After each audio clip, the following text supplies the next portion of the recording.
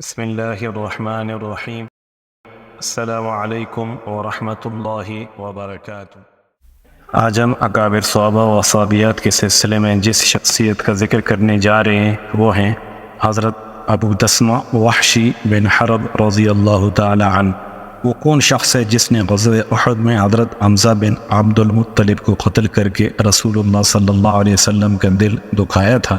پھر جنگ یمامہ میں مسلمہ کذاب کو قتل کر کے مسلمانوں کے دلوں کو ٹھنڈا کیا۔ وہ تھے وحشی بن حرب جن کی کنیت ابو دسمہ تھی۔ ان کی طرف ایک بڑی دردناک داستان منسوب ہے۔ آئیے ہم آپ کو یہ داستان غم انہی کی زبانی سناتے ہیں۔ ابو دسمہ وحشی بن حرب بیان کرتے ہیں میں قریش کی ایک سردار حبیب بن مطعم کا غلام تھا۔ غزوہ بدر میں اس کے چچا طعیمہ بن عدی کو حمزہ بن عبد المطلب نے قتل کر دیا۔ اس سے میرے مالک کو بہت غم لاحق ہوا اور اس نے لات و عزیٰ کی قسم کھائی کہ میں اپنے چچا کے قاتل سے ضرور بدلہ لوں گا۔ اس کے بعد وہ حضرت حمزہ رضی اللہ عنہ کو قتل کرنے کے لیے گھات میں لگا ہوا۔ ابھی زیادہ وقت نہ گزرا تھا کہ قریش رسول مقدس صلی اللہ علیہ وسلم کے خلاف نبض آزما ہونے اور بدر کے مقتولین کا بدلہ چکانے کے لیے نئے جوش و ولولہ سے غزوہ احد کے لیے تیاری کرنے لگے۔ لشکر کو ترتیب دیا، معاونین کو جمع کیا، تیاریاں مکمل کی۔ لشکر کی قیادت ابو سفیان بن حرب کے سپرد کی اور اس مہم کے لیے روانہ ہو۔ ابو سفیان نے اس موقع پر قریش کی ان بیگمات کو بھی ہمراہ لے لیا جن کے خاوند، باپ یا بھائی قتل ہو چکے تھے، تاکہ یہ میدان جنگ میں لڑائی کرنے والوں کے حوصلے بلند کریں۔ میدان سے بھاگنے کی صورت میں یہ بیگمات راستے میں کھڑی ہو کر انہیں آہار دلائیں۔ ان بیگمات میں ابو سفیان کی بیوی ہندہ بنت عتبہ پیش تھی۔ اس کا باپ، چچا اور بھائی غزوہ بدر میں قتل کر دیے گئے تھے۔ ابو دسمہ فرماتے ہیں جب یہ لشکر روانہ ہوا تو حبیب بن مطعم نے میری طرف دیکھا اور کہا، ابو دسمہ کیا تو غلامی سے چھٹکارا چاہتا ہے؟ میں نے کہا مجھے کون غلامی کی زنجیر سے آزاد کرائے گا؟ اس نے کہا میں نے کہا وہ کیسے؟ اس نے کہا اگر تو حضرت محمد صلی اللہ علیہ وسلم کے چچا حمزہ بن عبد المطلب کو قتل کر دے تو آزاد ہوگا۔ میں نے پوچھا اس عہد کو پورا کرنے کی ضمانت کون دے گا؟ اس نے کہا جس کو تو چاہے میں تمام لوگوں کے سامنے گواہی دیتا ہوں کہ میں اس عہد کو نبھاؤں گا۔ میں نے کہا ٹھیک ہے، مجھے منظور ہے۔ میں ایک حبشی انسان پر نیزہ بازی، تیر اندازی اور خنجر اور کلہاڑی چلانے کا بہت بڑا ماہر تھا۔ میرا نشانہ کبھی خطا نہ جاتا تھا۔ میں اپنی کلہاڑی پکڑی اور لشکر کے ساتھ ہو لیا۔ لشکر کے پیچھے پیچھے بیگمات قریش کے ساتھ خرامہ چل رہا تھا۔ مجھے جنگ سے کوئی زیادہ دلچسپی نہ تھی۔ جب بھی میرا ابو سفیان کی بیوی ہندہ کے پاس سے گزر ہوتا یا وہ میرے پاس سے گزرتی اور دھوپ میں میری کلہاڑی کا لشکارہ دیکھتی تو بے ساختہ پکار اٹھتی، ابو دسمہ آج مقتولین بدر کا بدلہ چکا کر کلیجے کو ٹھنڈا کر دیں۔ جب ہم احد کے مقام پر پہنچے دونوں فوجوں میں گھمسان کا رن پڑا تو میں حضرت حمزہ بن عبد المطلب کی تلاش میں نکلا۔ میں انہیں پہلے سے پہچانتا تھا اور کسی سے مخفی بھی نہ تھی، کیونکہ وہ ہر دم اپنی پگڑی میں شتر مرغ کا پیوست کیے رکھتے تھے اور یہ اس دور میں عرب کے جنگجو بہادروں کی علامت ہوا کرتی تھی۔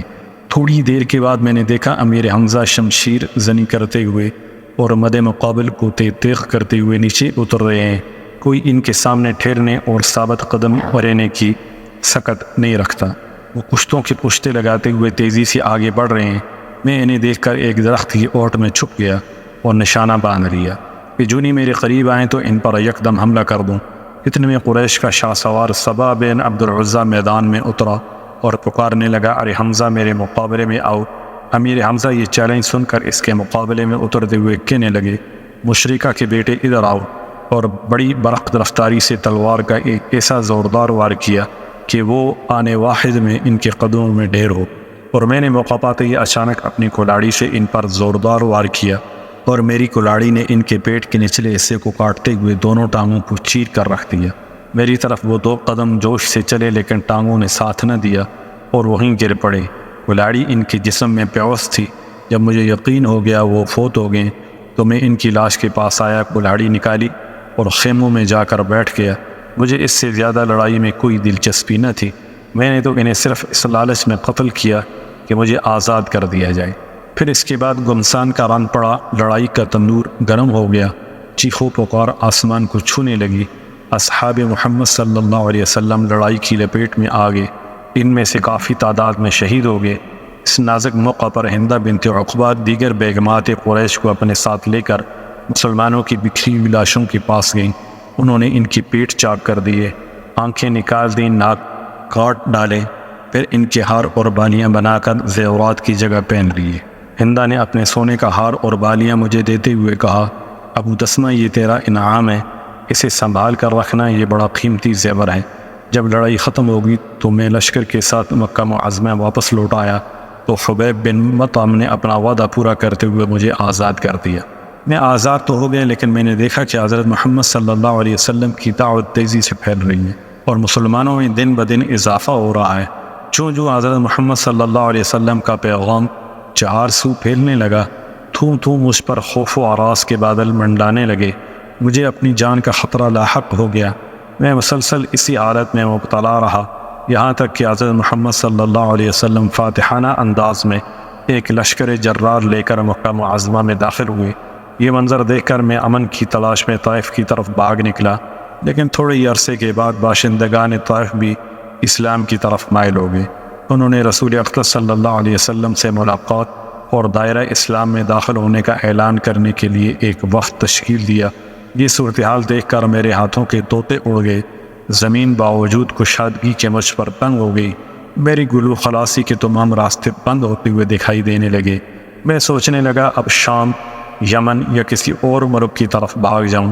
بخدا میں اسی حزن و ملال میں مبتلا تھا کہ میری حالت زار دیکھ کر ایک خیر خواہ کو مجھ پر ترس آ گیا اور اس نے کہا، ارے وحشی بن حرب، اللہ کی قسم حضرت محمد صلی اللہ علیہ وسلم ایسے شخص کو قتل نہیں کر دے جو کلمہ طیبہ پڑھ کر دائرہ اسلام میں داخل ہو جاتا ہے۔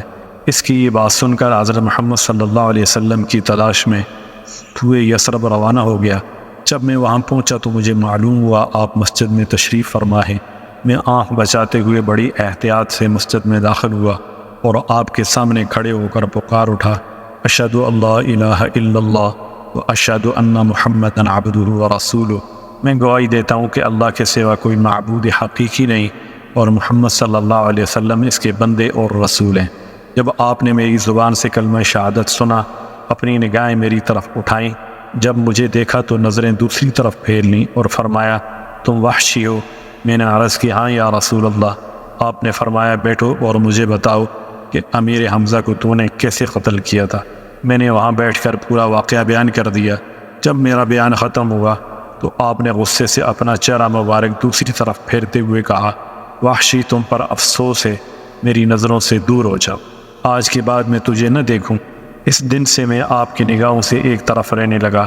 جب صحابہ کرام آپ کے سامنے بیٹھ جاتے تو میں آپ کے پیچھے بیٹھ جاتا کہ کہیں نبی اکرم صلی اللہ علیہ وسلم کی نظر مبارک مجھ بد نصیب پر نہ پڑ جائے اور اس طرح مجھے دیکھ کر آپ کو تکلیف نہ ہو۔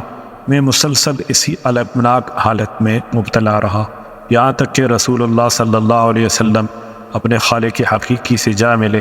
پھر اپنی داستان غم بیان کرتے ہوئے وحشی بن حرب نے کہا، باوجود کہ میں جانتا تھا کہ اسلام پہلے تمام گناہوں کو مٹا دیتا ہے، پھر بھی وہ گناہوں جرم جس کا میں نے ارتکاب کیا تھا اور وہ بڑی مصیبت جس میں مسلمانوں کو میں نے مبتلا کیا تھا، وہ میرے نہال خانہ دل سے کبھی محو نہ ہوتا۔ اب میں شدت سے اس موقع کی تلاش میں رہنے لگا کہ اس جرم کا کفارہ کیسے ادا کر سکوں۔ جب رسول اللہ صلی اللہ علیہ وسلم کا وصال ہو گیا، حضرت ابوبکر امیر المؤمنین بن گئے تو مسلمہ کذاب کے ساتھ بنو حنیفہ مرتد ہو گئے۔ خلیفہ اول نے مسلمہ سے نبض آزما ہونے اور اس کی قوم بنو حنفیہ کو دین الہیہ کی طرف واپس لانے کے لیے لشکر تیار کیا۔ میں نے اپنے دل میں سوچا اب موقع آیا ہے کہ میں اپنے ارمان پورے کروں اور پچھلے سارے گناہ دھونے کی کوشش کروں۔ پھر میں لشکر اسلام کے ساتھ ہو لیا، اپنی وہی کلاڑی ہاتھ میں لی جس کے ساتھ سید الشہداء امیر حمزہ رضی اللہ عنہ کو قتل کیا تھا، اور میں نے قسم کھا لی کہ یا مسلمہ کو قتل کروں گا ورنہ جام شہادت نوش کروں۔ یا مسلمانوں نے مسلمہ اور اس کے لشکر پر گلستان موت میں زوردار حملہ کیا، دشمنان خدا کے گوشت کے ٹکڑے فضا میں اڑنے لگے۔ میں مسلمہ کے انتظار میں تھا، اسے ایک جگہ ہاتھ میں تلوار لیے کھڑا ہوا دیکھا اور ایک انصاری کو دیکھا کہ وہ بھی میری طرح ہاتھ لگائے کھڑا ہے۔ ہم دونوں اس کو قتل کر دینا چاہتے تھے۔ میں نے آگے بڑھ کر زور سے کلاڑی چلائی جو اس کے بدن میں پیوست ہوگی۔ اتنے میں انصاری نے اس پر تلوار کا وار کیا۔ اب اللہ ہی بہتر جانتا ہے کہ ہم میں سے کس کے وار سے وہ وصل جہنم ہوا۔ اگر میرے وار سے قتل ہوا تو میں یہ کہنے میں حق بجانب ہوں کہ میں نے اپنی زندگی میں امت محمدیہ کی ایک پروقار شخصیت کو قتل کیا اور ایک بدترین خلائق شخص کو بھی تہہ کیا۔ والسلام علیکم ورحمۃ اللہ وبرکاتہ۔